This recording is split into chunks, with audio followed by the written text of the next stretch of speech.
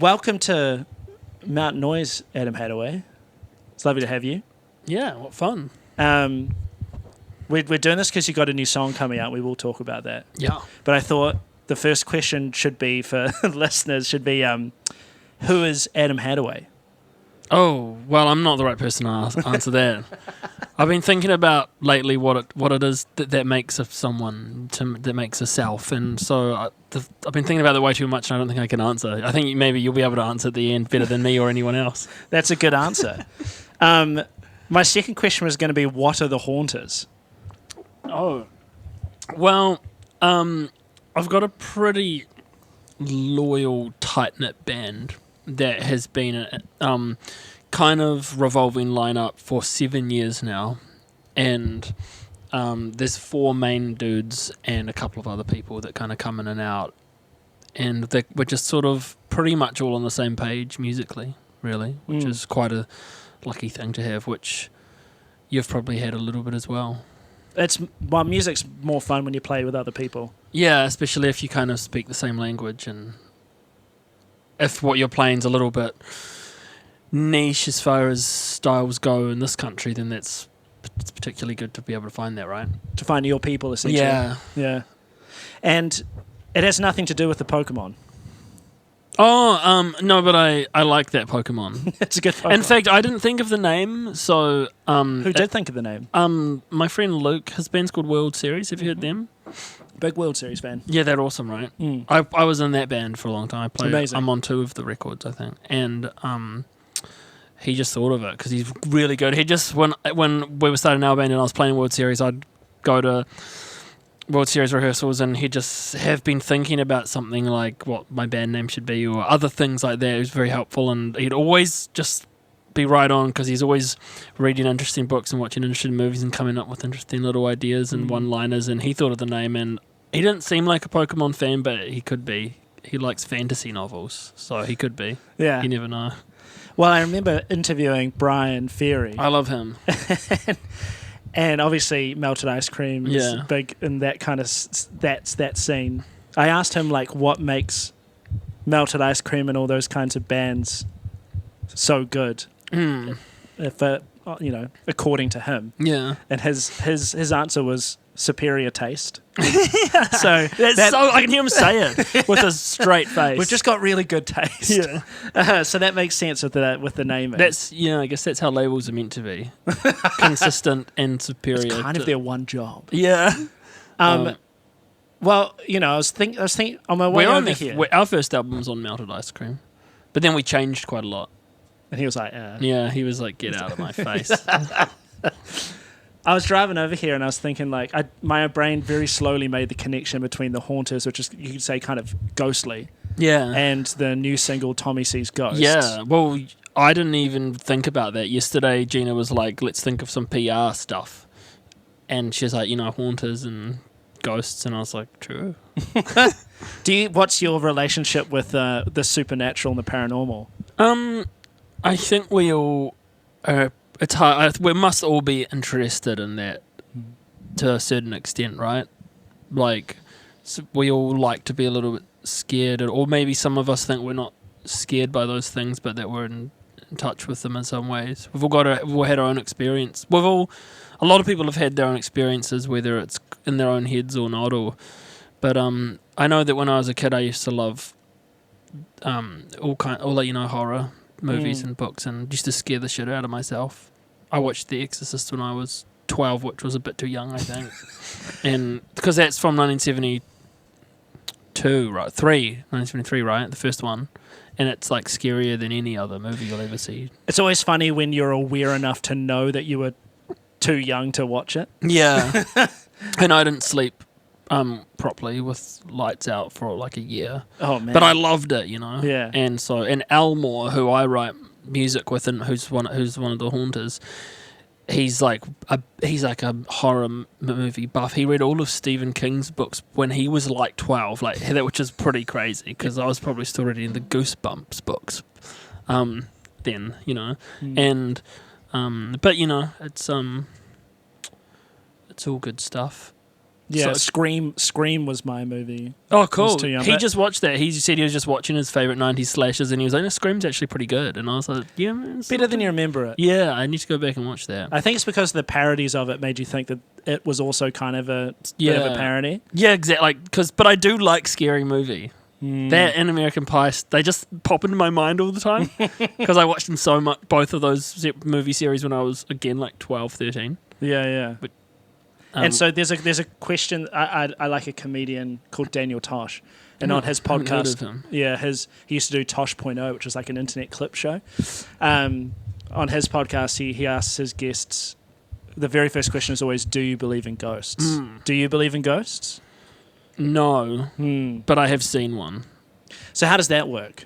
I think it was some kind of hallucination. I think that's more likely, but I don't don't firmly disbelieve. It's just that, like, I try to be open about things because you can't prove anything really in life.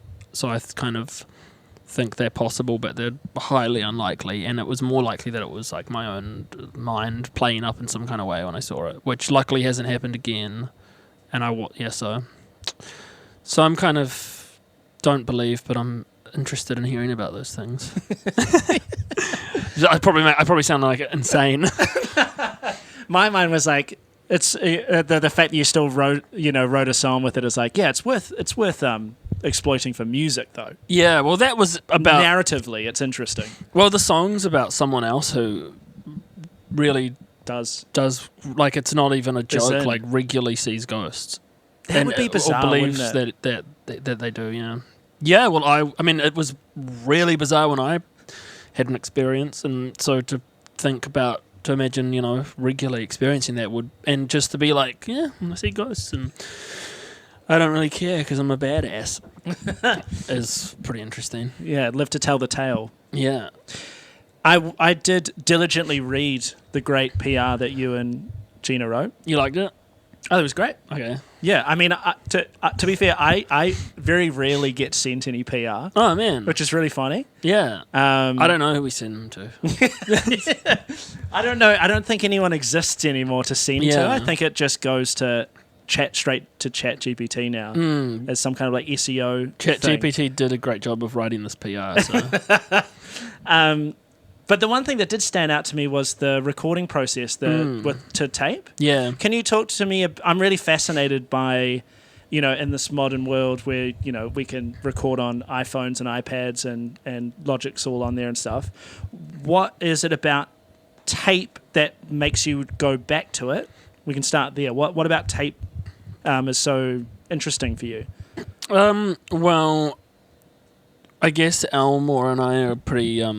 obsessed with music from the 60s and 70s and older, and want to find ways to make music that sounds like that. I mean, you can't really create something that's gone and was like lightning in a bottle at the time, but you can do some things to find to get close to it. And we just figured, why not record to tape? And it's actually...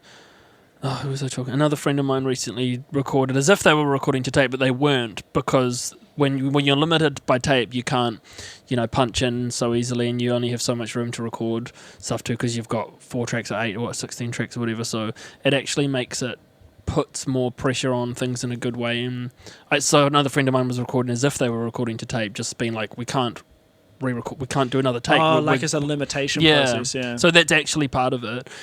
And, listening back, it's hard for me to even know if I can tell that it was recorded tape after all the overdubs and the post-production and everything. It's like, but it was fun to do it, and again, I keep bringing up Elmore in my band because, but he's more knowledgeable about that stuff. And he was, when I was like, well, they have a tape machine in Kurow where we went and recorded, he was like really keen, and I was keen, but I didn't know much about it and didn't mind so much. But he was like, yeah, we're doing the thing, we're going to make like an old school record, which we didn't even end up doing.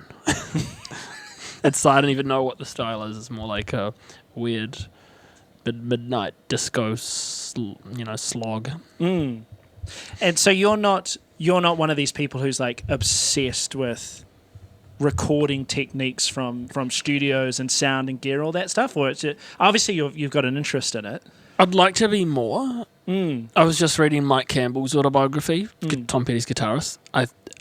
You probably know, but since you said you haven't got into Tom Petty, I thought I'd say that. I know that. Remember, yeah. You probably know that. Yeah. So his autobiography was amazing, like the best music biography I've ever read, and I am interested in that stuff. I don't obsess about gear and stuff so much, but different production, more about the production, because like I've recorded on lots of different albums of other people's projects as well as my own, and I'm just really interested. Like Tom Petty's albums have such different sounds, and the producers really make such a big difference. And when Mike Campbell was explaining the processes with Jeff Lynne, I was like, man, that's so much more simple than I expected. And Elmer and I then tried some of those things just last week, actually, when we were making some new demos, and we could already hear like, oh, that actually does sound more like that. So those things really, really interest me. But when it gets to small details about gear and how many inches the tape somehow is, I don't know. Sometimes. Yeah, for me, I always found that stuff interesting, in so much as it served the song rather than on its own. Yeah, me too. Yeah. And was there a real... Tell me about Kurow, because I doubt there's many people going down there to record, or there is. Or where were you going in Kurow? What's the setup down there? Tell the people who haven't been to Kurow what Kurow is. Well, it's not... it's a really great feeling studio. It's this old wool shed that they've converted on in the middle of nowhere. I can't remember what the actual area, what the actual district is called, but it's near the town of Kurow in Central Otago. Yeah, and so it's like it's a really good setup and a really nice. The studio has such a good vibe to it, and they Tom is the engineer there, and he's just incredible. And our friends, do you know Tom Maxwell? No. He's from Queenstown, and because he played in Dunedin a lot, and I thought maybe they recommended the studio when we went there about 4 years ago. We did a record there 4 years ago called Rooster to 4-track tape. So that was an even crazier experiment. But and lots of other people. Reb Fountains recorded there. I don't know if you've looked into the studio much. But it's called Sublime. But Steve and Fenella, who own it, are just wonderful and really skilled people. And but yeah, Tom, the engineer, he'll just see, the reason why I went there initially was a big reason was I wanted to stay up all night and record, and nowhere wants to do that. Like everywhere else I've recorded is like, oh no, we've got to finish at 7 p.m. We'll start at 9 a.m. And I'm like, how can anyone want to listen to or think about music because feels good at night, and it takes, I don't know, just doing that in the morning doesn't feel good. So, and everywhere else I'd ever been to is like, no, we finish at 7 or 8 or something. So, but at Sublime they just do what I want. It's cool. Yeah. And it makes sense. Like when you put it that way, it's like, this music was kind of made at this time to be listened to at this time. Yeah. Why would you not record it at this time as well? You want to go and see shows at night. All the best records, in my opinion, were usually recorded late at night. And the thing is, it's really expensive to record at studios. So you'd think of the least they could do was do it at a good time. Yeah, totally. I know that Reb Fountain recorded two of her albums there, I think, and she was up till 4, as were we. So she knows. Was there? You've recorded a lot, but you've toured a lot as well. You've just kind of done a lot in a short amount of time, I would say. Well, which one do you currently? Which mode are you enjoying more? The live thing or the songwriting recording thing? Especially because usually it'd be both either, because all I really want to do is our own music. Like I do cover stuff, play with other people's stuff, but all I ultimately want to do is do our own stuff, and I usually don't care if it's studio or live because it's all one and the same or part of the same thing. But lately, just very recently, I've been enjoying recording and writing a lot more. I don't know why. Usually I'm really just chomping at the bit to go and tour, and now that feels a little bit futile, and recording just feels really good at the moment. Maybe it was partly Mike Campbell's book. What's been the change in the touring part that's made it feel a bit futile? I think it's just mostly trying to cart a band around Aotearoa and expect to get by that way. You know, like lately we've been playing in Melbourne, and I've been resigned to. I've resigned myself to being able to do solo gigs instead of band gigs, and it's just after years, it's just gotten hard and not really feasible to tour with a band. So that's mostly it. As much as I really, really do appreciate the people who come and see us, because we still get people to gigs, and especially here in Auckland and some other places, but it's just not enough, really. So if we had, I'm really, happy with what we're doing and feel like quite privileged and lucky to be able to just do this. But if we had more people come to shows, I'd just do it more. But we just can't really afford to. So that's really what it's really just practical reasons. Yeah, of course. Yeah. It's almost like all the things we're trying to grow audiences, like creating more content doesn't help. No, it's funny because there's all these ways people try to grow audiences these days, but the funny thing is, when it comes down to it, the best way is to just play and tour. That's the only way you can really, the only tangible way, the only way you can actually gauge what's happening, because streams and everything are illusory. And that's why it's bizarre for me that we have so many institutions focused on recorded music and recorded music, New Zealand recorded music. New Zealand only is a broadcasting commission. They do recorded music. There was APRA collects royalties, but there was some touring funding at some point, I think. The New Zealand Music Commission did it with the post-COVID money. Oh yeah, right.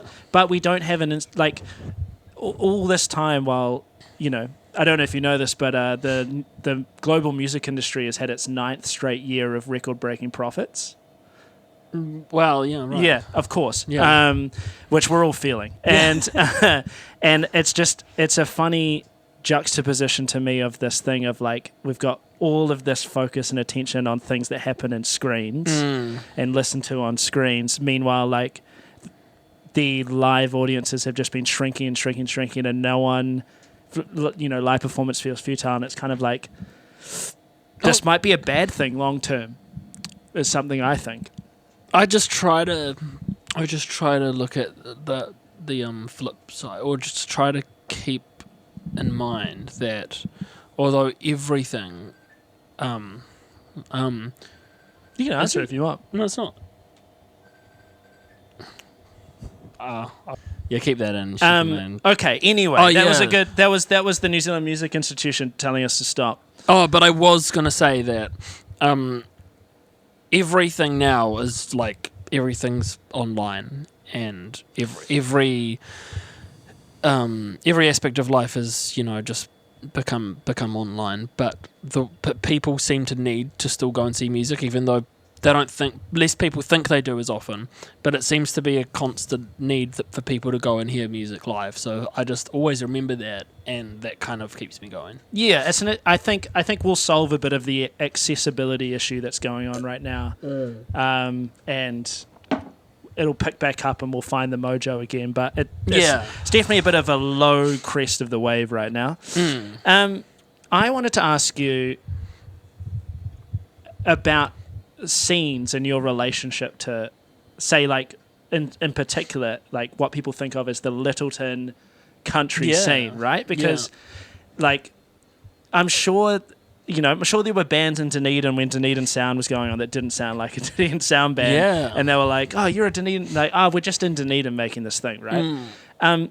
What has been your relationship with say that Lyttelton country scene? Have you seen yourself as part of it from your experience, as separate? Has it been something that you've embraced, something that's kind of grated for you? What's your experience with that? when I was like starting to play music, probably about the time I saw your band, when you were also starting, I was like, or maybe actually earlier. I think I was like 14 or 13, and I would go and see the Eastern, and that's a Lyttelton band, and there was Delaney Davidson and Marlon Williams, and I'd go see them play. But Marlon's only a couple of years older than me, and so I saw him at the same time as seeing like your band, and saw him around at Smoke Free Rock West and around town and stuff. So I was just a little bit younger than some of those people in the Lyttelton scene. I don't know, I really liked a lot of the music, and when I was a kid I liked country music, and they certainly played a form of that. And it's interesting, like what you said about the Dunedin sound, and how people now looking back probably think it was all indie rock, garagey stuff. But my friend Ben, he's been lumped in with the Lyttelton scene, which I think has passed. Like that, you know, that whole thing is no one is still there playing that kind of music, and he's been, I think, lumped in with it. But he's got a completely different kind of sound, and so it's funny how things just stick. Talking about Ben Woods. Yeah. I just clicked then you're talking about Ben Woods. Yeah. He's lived there for a while, but he plays completely different kind of music, and I don't think they play that kind of music. I mean, but I still feel like there's connections to everything here, you know? But do you feel like, I feel like with him, and I wonder if it's for you, do people just try and lazily categorize you? Yeah. Right. I've never lived in Lyttelton, and people also tell me when, you know, that I'm from Lyttelton, or that I'm part of that scene, which is, it's like I can't be part of that. Anyway, it's so interesting, isn't it? Although I do feel like connections, because I play music with a lot of the people who have been rightly connected with it, and you know. Yeah. So I think, and I like that kind of music. There's always going to be people are always going to try and make simple categorizations of things, right? And it's easier, especially media. Have a very neat little box that they can be like, oh, it's Lyttelton thing. It's because I remember I interviewed Ryan Fisherman. Yeah, I had a dream about him last night. Oh, what was the dream? Do you want to share, or no? You want to keep it private between you and Ryan? I just can't say. I just realised I can't say it. It's highly sexual. I'm not even kidding. But I asked him, and I was like, "Are you like a real dumbass media question of like, do you make what do you categorize music? Country." I read your, you know, in researching this, it's like you just describe your sound as alternative. And I guess rock is in there as well. But it's just such an interesting question in this day and age where Spotify and streaming has basically destroyed genres. It's so they've kind of been like flattened into this like, oh, you're a country artist, right? You're not, but you don't sound. Oh, you're rock. Oh, but you don't sound like Creed. Yeah, so then it inhibits you from being in doing any particular thing. Yeah, rock. Yeah. Do you think much about the music industry side of stuff outside of the actual music writing part? Do you, more than you want to? What's your relationship between those two spheres? Between the industry and like the actual music. I'm not very clued into the business side of things. I should be.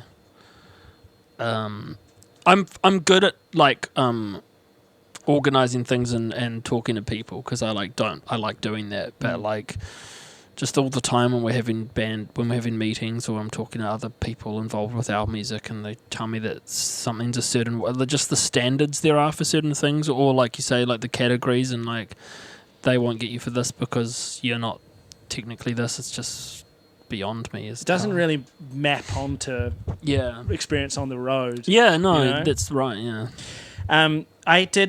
We've got a mutual friend, Brad. From Minnie Simmons. Hey, Brad. We were talking, hey, Brad. I asked him for some questions. He did give me one, because he's a big fan. Him and Emily. Hey, mutual, Emily. Very mutual. Last time I stayed with them up in Auckland, I was like, what are you guys listening to? And they're like, we're loving the Adam Hattaway. High Horse? Which, no. It was like... compilation. The compilation. Oh, that's good. They were playing the compilation and raving about it. Oh, that's so nice. So I kind of asked for a question, and Brad asked, when you perform, you often take your shoes off. Oh yeah. What is it like performing in socks so often, and has anything gone wrong performing in socks on stage? And if so, what happened? Well, I've got 3 things to say. One, Brad, if you tried it, you'd know, so you wouldn't even need to ask the questions. You just gotta take your shoes off, my son, and I think you'd look really good without shoes on, by the way. 2, nothing bad's gonna happen because you've probably got even more control than like a python boot. Yeah. And which is what like I'm sure he's wearing right now. And 3, he was at that Tom Petty tribute show we did, and it was great to see him and Emily and everyone in the front row. And John Toogood from the late great Shehart was performing at that show, and someone just told me with like just really gleefully that they heard someone say to John Toogood, "Why does Adam not wear shoes on stage?" And John was just like, "Oh, that's his thing." So, which I just love. Like, that's of all the things that could be my thing, that's my thing. Constantly in socks on stage. Yeah. And you haven't. It feels good. It just feels right. Is there a favoured pair of socks? They have to. If I'm not wearing blacks, they have to be black socks because otherwise it just draws too much attention. It just feels good because like when you're at home, when I'm in like the house, I just wear socks, and then sometimes I'm about to go on stage with the boots that definitely look better than wearing socks, and then I'm like, oh, I feel uncomfortable, and then I take them off.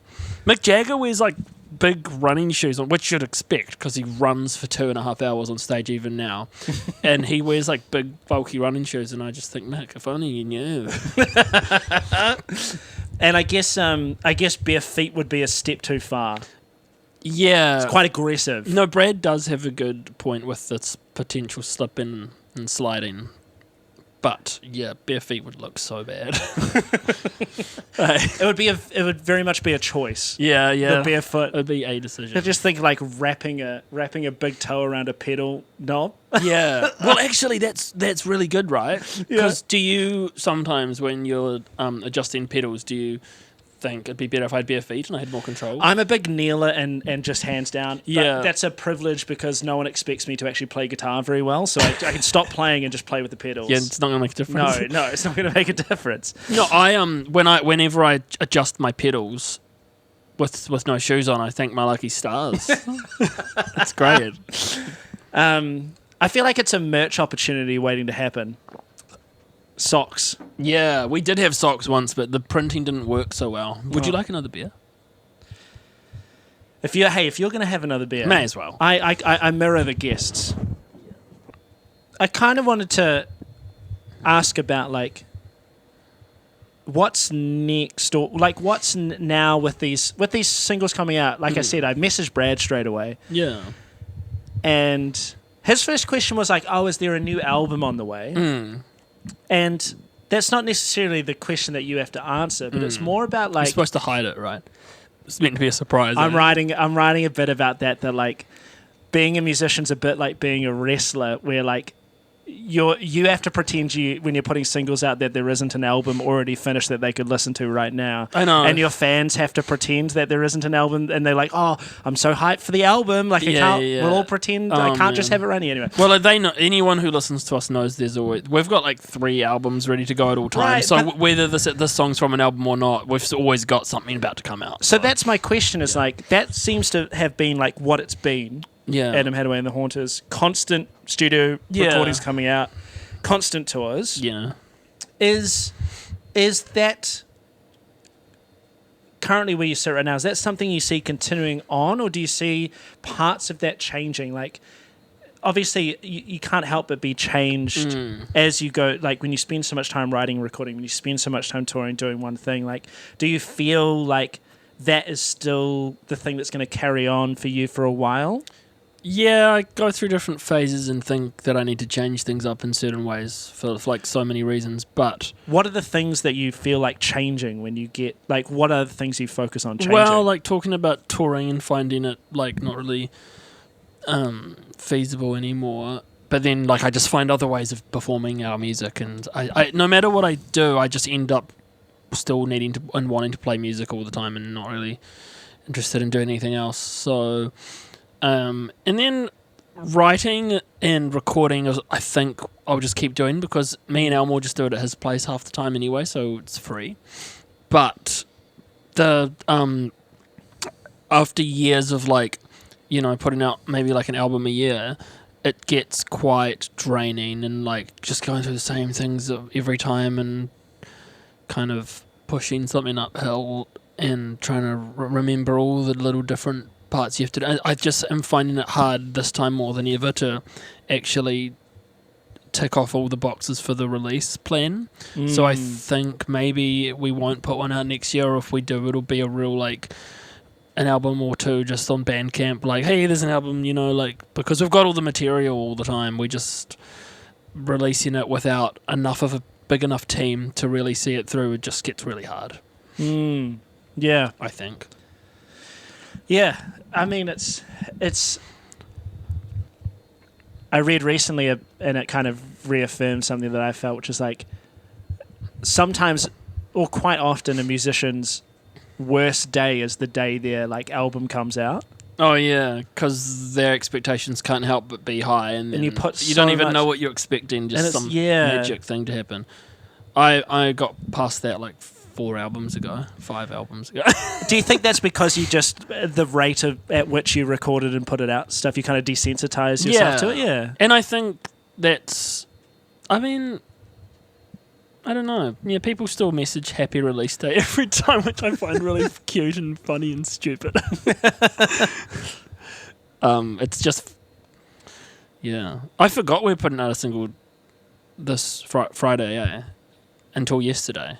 So I'm definitely more than desensitized about it. Can you tell me, because, I think the first thing I really paid attention to, with my ears, was High Horse, which I think is the case for quite a lot of people. Yeah. And then Brad put me onto the compilation as well. Yeah. And then being sent these new songs. But I say these new songs are my 2 favourite songs. Oh, really? Yeah. Oh, cool. Just from, like I said, my musical history, I didn't grow up with much of the music that you're referencing in your music. So... Did High Horse sound more like what you were more familiar with than other stuff? Yeah. Yeah. I think it's more modern. And because I think for me, it was a lot of the production and the atmosphere. It's the same, for me, High Horse fit in the same realm that I actually enjoy Ben Wood's stuff in. You're a fan of Ben Wood's? Big fan. Yeah, me too. But it's, again, I'd say both of you I'm fans of, but it's not my natural habitat, which is really nice for me, because it's like I don't know how the sausage is made, so I actually get to enjoy it a lot more. Yeah. Whereas if I listen to the millionth angular post rock guitar band, I'm like, yeah, cool. They're doing that thing. That's great. I like that totally. Thing, Yeah, I'm the same. Like, if I listen to hip hop or something, I'm like, I don't know what. Yeah. Well, why did High Horse sound more modern?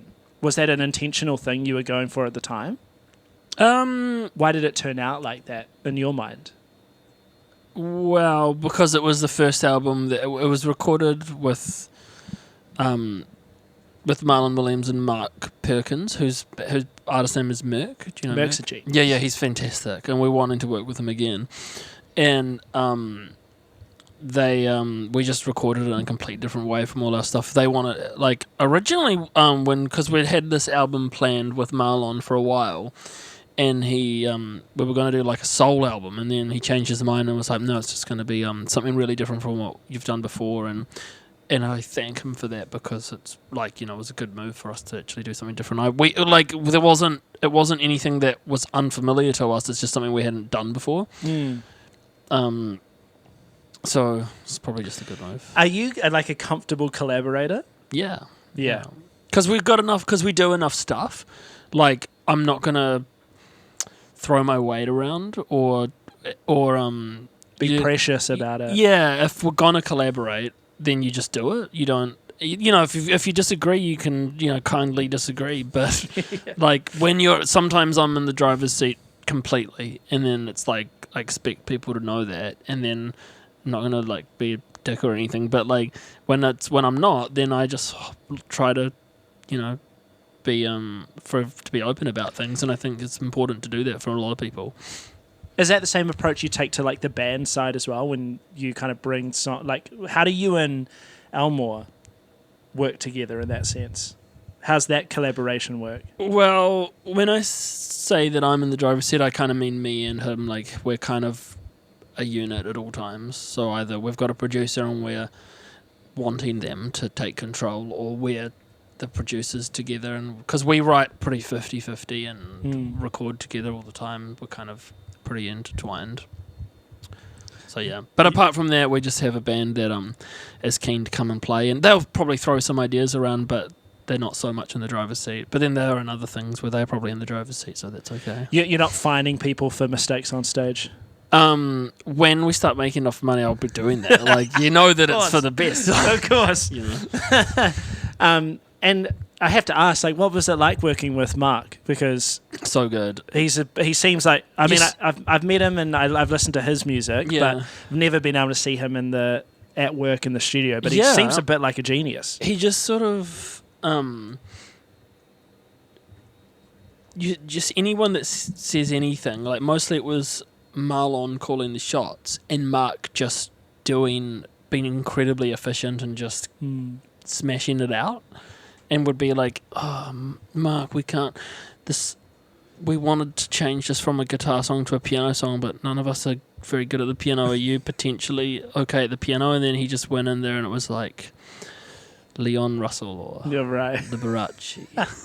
He's just there, or like St. John the Apostle. just like upsettingly talented.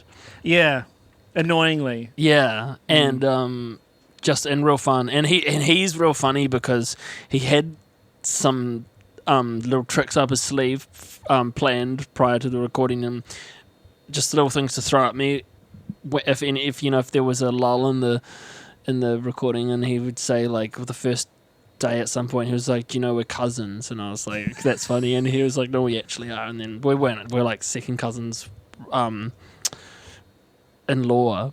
But that was still a big surprise. And he was right. And I texted my second cousin Robert and I was like, is your cousin Mark Perkins? And he was like, oh yeah. So that was funny. And then a few days later he had another, what was the other one? Oh yeah, he knew about this letter about this time that